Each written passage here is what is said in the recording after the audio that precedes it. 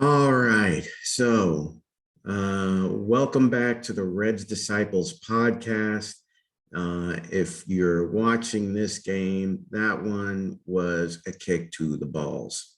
Uh, Definitely sucked the ending out after they battled so hard to get back and tie it. The Celtics lose a heartbreaker in double OT for game one of the season, 138 to 134. And I I now have more gray hairs after this game, Billy, than I had before I started. My heart I got some heart palpitations. And this is just game one here. So if it's going to be like this, like I'm going to need a nurse on standby or something if this is how our season's going to be. Yeah, that was just a pure heart attack game. I think I went through all the 12 stages of grief at different points during the fourth quarter, the overtime, the second overtime. Man, it stinks to let one get away. What was Ime's comment at the end? Close the deal or something like that. That was Yeah. He's saying, all it was.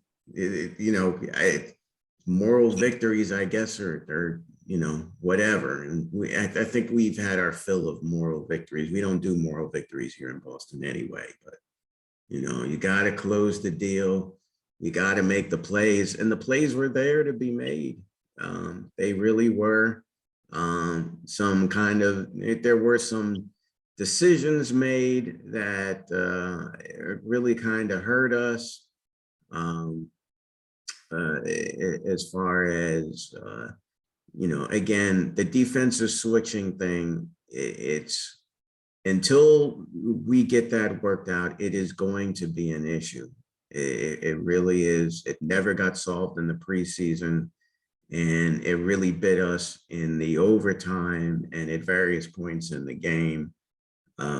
With that, I suspect getting Al back will help with some of that for sure.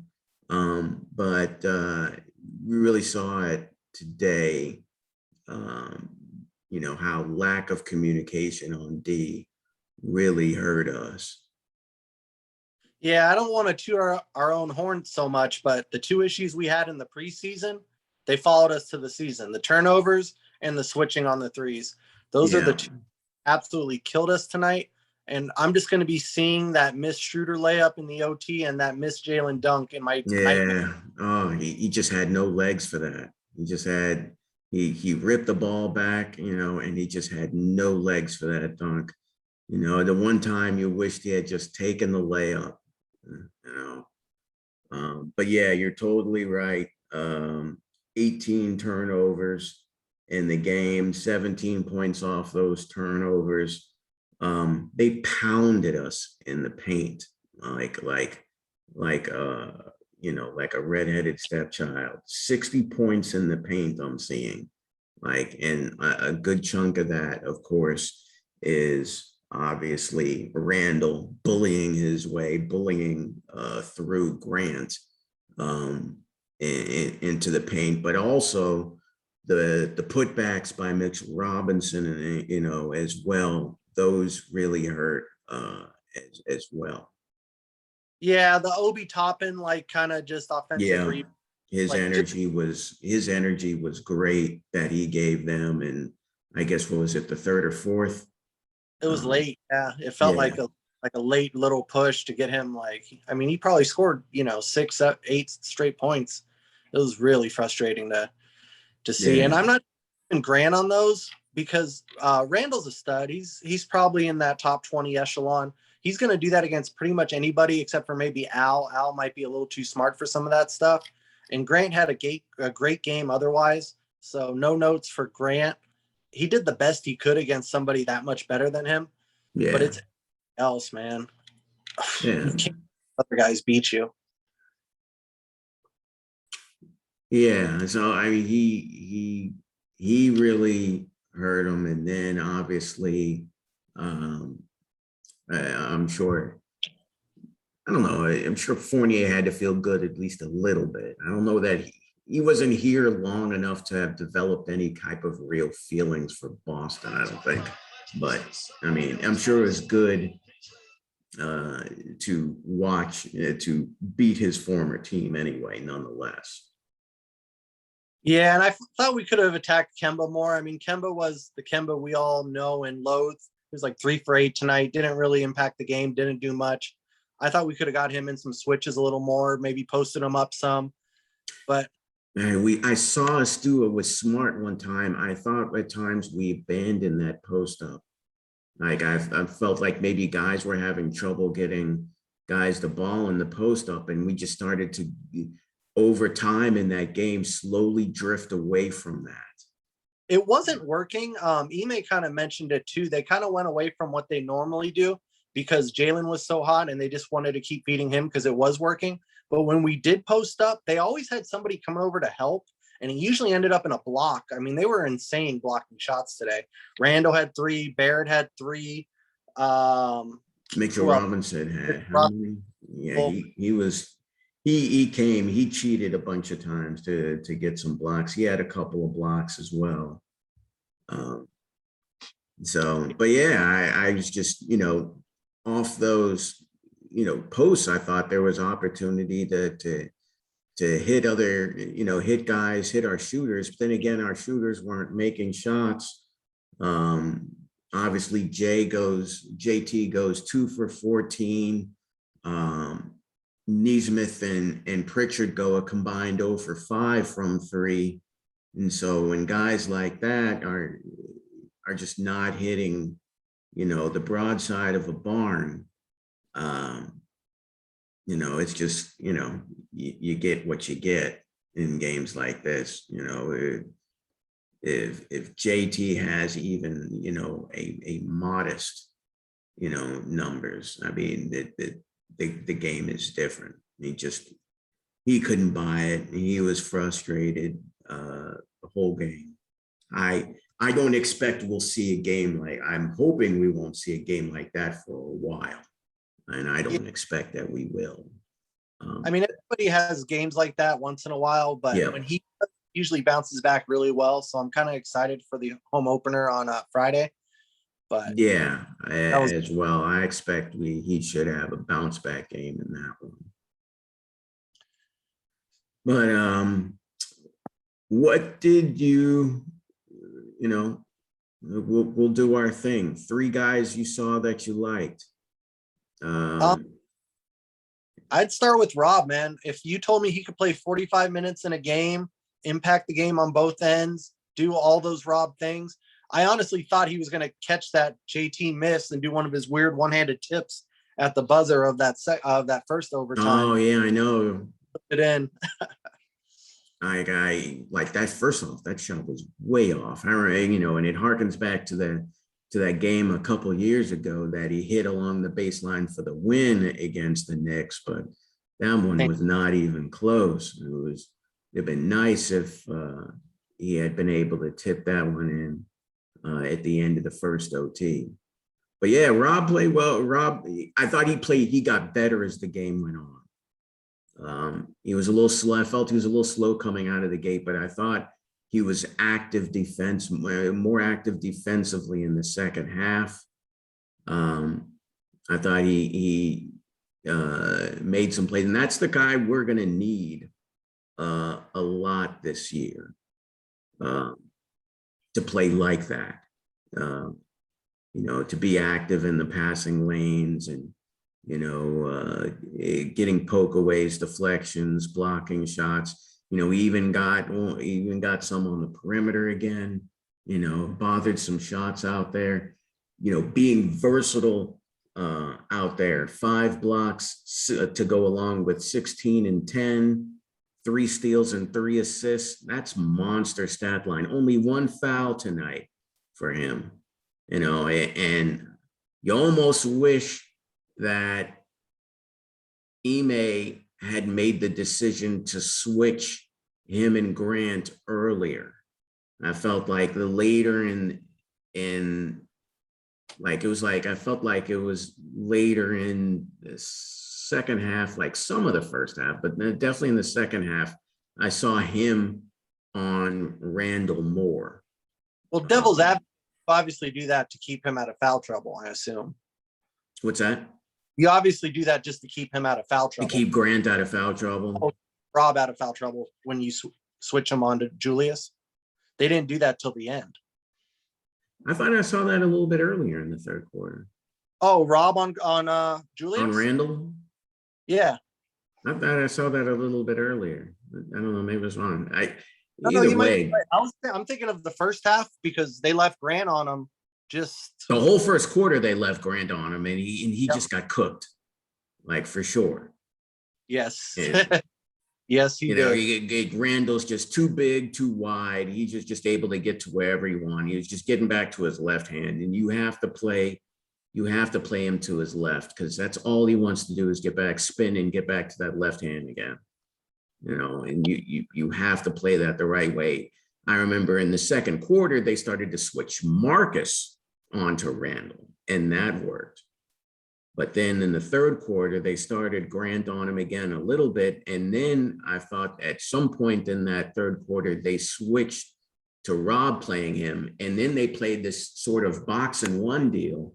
And that starts to lead to the issues with the switching and the miscommunications, because I guess Ime must have told Rob, look, on any of those things, you don't switch. You stay on Randall regardless, because we need your size there. But everybody else is still in switch mode. I remember a few times shooters got loose, especially when Fournier started to percolate. It was coming off those dribble handoffs, and guys are like, why aren't you switching? And he's like, I was told not to switch. I was told not to switch. And people are like, I don't know what's happening. They're expecting Rob to peek out on those screens. I remember one time Jaylen got stuck to a Randall screen, and usually Rob would be right out there to challenge that and to switch on that, but he must have been told not to switch, and Fournier just got loose. He started to get loose in that third quarter, and by the fourth quarter it was too much. No, it was the same handoff, set the screen, and the guy's wide open because it takes him one Mississippi for the guy who's supposed to come up. I mean, we've talked about it just over and over again in the stupid preseason. It was the same thing. And then some stretch during the Randall, extravaganza, they put Jaylen on him, and Jaylen. I remember that too. Yeah, it's right. They had Jaylen on him as well. Yeah, so that's where I was mixed up because before Rob, we definitely had Jaylen on him. And you were right, Smart before that, and then Grant. So, I mean, really, everybody got a turn. The other, I would have loved to have seen them start out Randall with Rob on him in the absence, obviously, of no Al, just to have his length to try and bother him to start the game out with. I think that would have been a better, like after that first timeout. Like you could tell, all right, we've got a problem here. Houston, we have a problem. And I just felt like they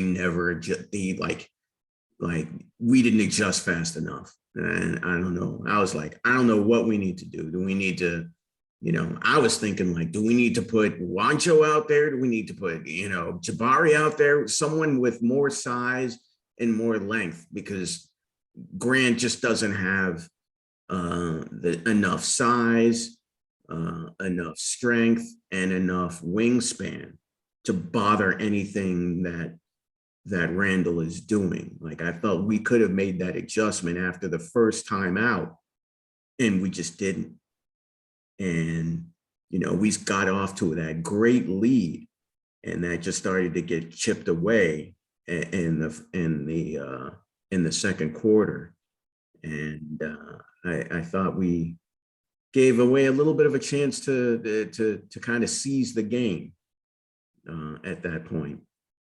Yeah, that second quarter meltdown just totally killed us because we needed one other person to get going, and then we just didn't have it. Pritchard didn't seem the same with the mask. Neesmith looked like was my concern. Like I wasn't sure how, you never know how players who've never had to play with a broken nose and play in a mask, guys who've never had to do that before, like Pritchard's never been injured. So how is he going to adjust to coming off to having to play with something like that And I mean, he grabbed boards, man. He found a way to contribute. He was grabbing offensive boards and kicking out to guys for threes and all of that stuff. I mean, he was scrappy as hell, actually. I got to give Pritchard some credit. I saw him, he didn't get pushed around too much. That block on Derrick Rose, like he got the block on Derrick Rose when he, on the one play he got the foul. Kemba got a foul on him, but he still blocked his shot. Yeah, like he was feisty in there. So I appreciated that from him.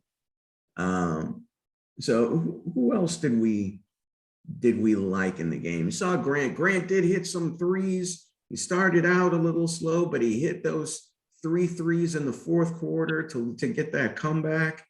Like it was a bit of a redemption, because up to that point, I know a lot of people are like, all right, are we going to get the same Grant again? And, he was able to hit a few shots and make some plays. So that was good. He had a decent stat line. I mean, 31 minutes, 15 and 5 with 4 assists, a block. He was a bit athletic. Like I said, obviously overmatched in this in his matchup, of course. But I mean, he was athletic. I mean, he was asked to do a lot in this game, and like you said, Billy, it's tough when you're going against an All NBA guy, which is who Randall is now. I'd actually wanted Randall a few years ago, but for sure, never really did that. Back when he would, he had just left Los Angeles and had gone to New Orleans. I thought this might be a good buy low guy. Off a broken something. Yeah, he was very, very, like, he could have been had for anything. Yeah. And so now he's where he needs to be. New York is killing it, and he's the apple of New York. Who else did well in this? I mean, Jaylen, we skated around it enough. Jaylen was phenomenal with everything.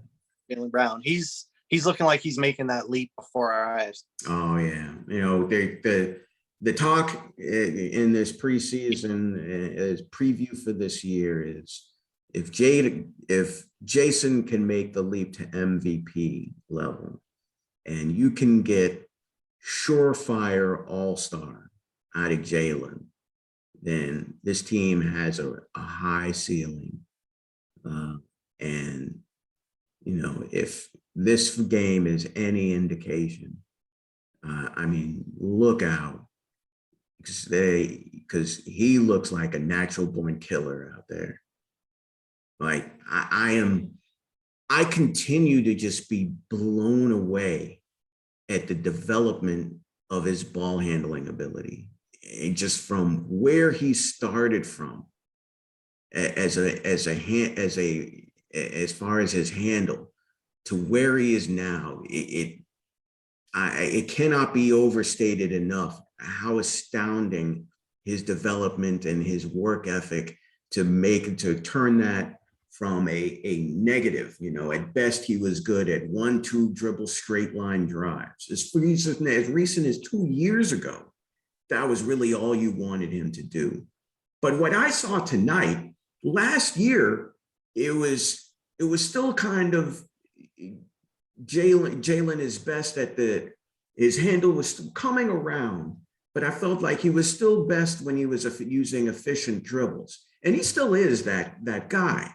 But what I saw a lot of last year was when he'd ball handle, it was still very tunnel driven, tunnel vision, excuse me. And he would just drive to the basket. He wouldn't see anybody, and it started a little bit to me. He started to make a few plays.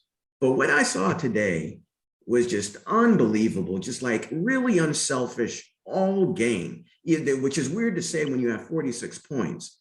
But I mean, I felt like for large portions of the game, like he was making plays, he was giving the ball up, just even out on the perimeter, moving the ball when he didn't have it.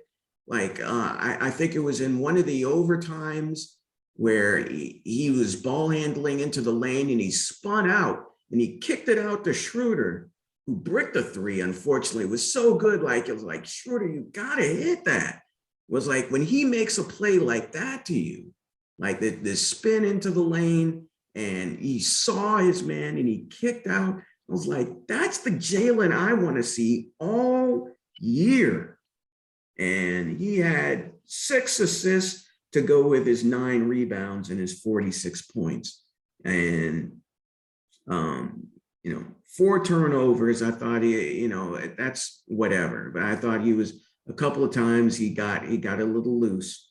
But just overall, I was just really, really impressed just at the 3-level ability. That one call, he should have been 48-49 because the ref missed that in one, which I thought Ime should have challenged. And I think in the post game, he said he was afraid of losing the timeout. Like, I felt like that was worth risking it. There was only a minute left.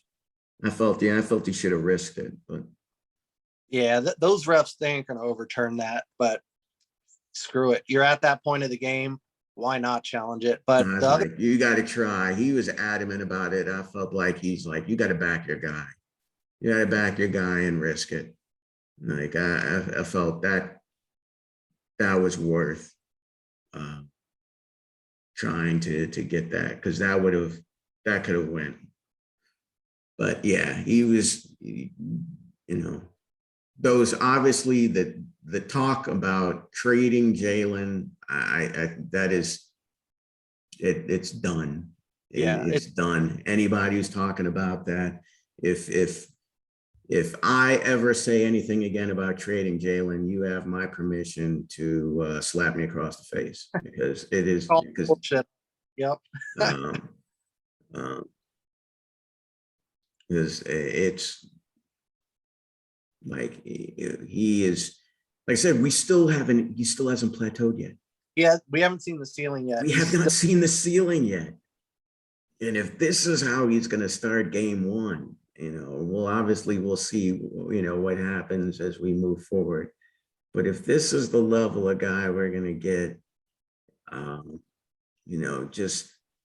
just cold-blooded, firing away confidently from 3, just minutes off freaking, quarantine. If that's the JB we're going to get, like, I don't buy it for 1 second that these 2 kids can't play together. JT missed shots today, but these are, a lot of those were shots that he normally makes. I think I even saw them run a little 3-4 pick and roll between them a little bit.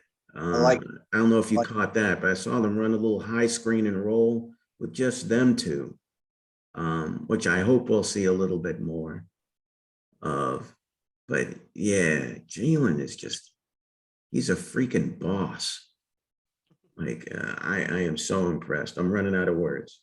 Well, this is a guy who came into the league, couldn't shoot, couldn't dribble, and just look at what such a short time. It's unbelievable. He's improved on every aspect of the game except for the one that I'm going to keep getting on him for until he finally fixes it. He's horrible off ball. Yes, defensively, I mean, yeah. He continues to lose his man off ball. But he gets caught ball watching. Ball watching, give up a layup. They had one under their own basket. He was ball watching, just gave up a layup. It's like, dude, we're past that. Come on, man. That is the one area you can still 100% get JB on. And hopefully this year, he works at that, just as far as being a little bit more aware. Obviously, no Josh Richardson today as well, in addition to no Josh Richardson today, having a migraine. So we saw a little bit more of the kids. We saw Langford, he got loose a little bit for 10 points. He had a nice little first and second quarter, went 2 for 3 from 3 with 10 points. Neesmith didn't do anything. Pritchard didn't do anything. And that was basically it as far as bench goes. But and Schroeder had, of course, 12, but he was woefully inefficient. He missed a bunch of shots. Yeah, he likes. But he did have 8 assists. So I thought, I mean, and I did notice those 8 assists. He was playmaking. Yeah, But it was just tough. yeah, he likes to take it on himself to get that little pull-up jumper. I don't like that when JB and JT are out there. Like, Neither do I. And he's always going to be out there when at least one of them are there. So, yeah, I feel like that's wasting possessions when sometimes when that, you hope that goes in, because otherwise you're like, you're stealing someone else's food right now. Yeah, I almost would have rather had Grant in the first overtime because of how he played in the fourth, and he can make a three unlike Schroeder. But I get what they were going for. They wanted to kind of press a little bit and hound the guards. So I get the strategy. I just didn't really like it too much. I would have kept Grant because Grant had a phenomenal fourth quarter. He really did. He had a very big bounce back quarter as well. How'd you feel about Smart today? Obviously, he hit the big three to send it to OT. 5 threes tonight on 5 of 11 shooting.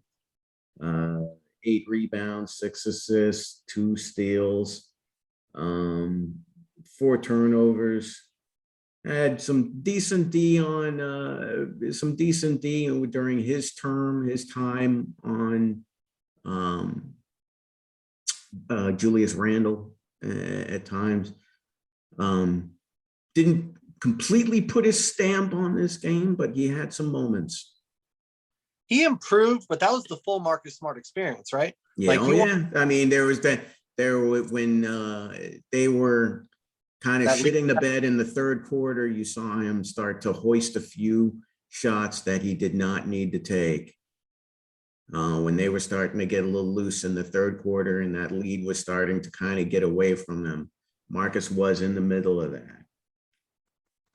Yeah, the turnover on the fast break to Tatum's the one that's going to haunt me. Oh yeah, with that throw ahead, like that. Yep.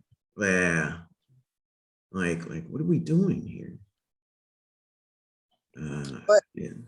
He does more good than bad. You're not even in a game like that without him. It's just that's the market. He's trick or treat. You're gonna get the full experience there. Yeah, and I still, obviously, I still want to see how he looks next to Al. Again, Al is the point guard amplifier, so he tends to make all point guards look better.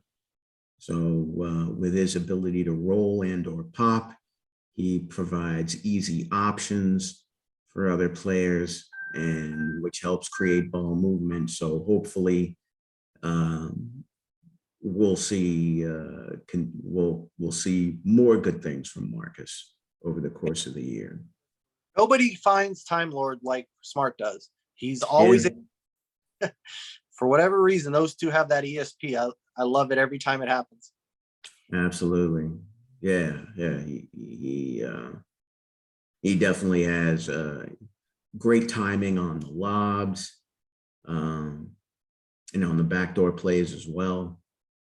I'm trying to remember it. I thought he had a nice pass at one point earlier in this game. I can't remember when it was, but I remember thinking that was a good one. But yeah, he had a few nice plays, not just the three. The three was sweet though. Yes, it was. A lot of threes in this game. For a while, we were just bricking like crazy. 57 threes we shot in this game. 57.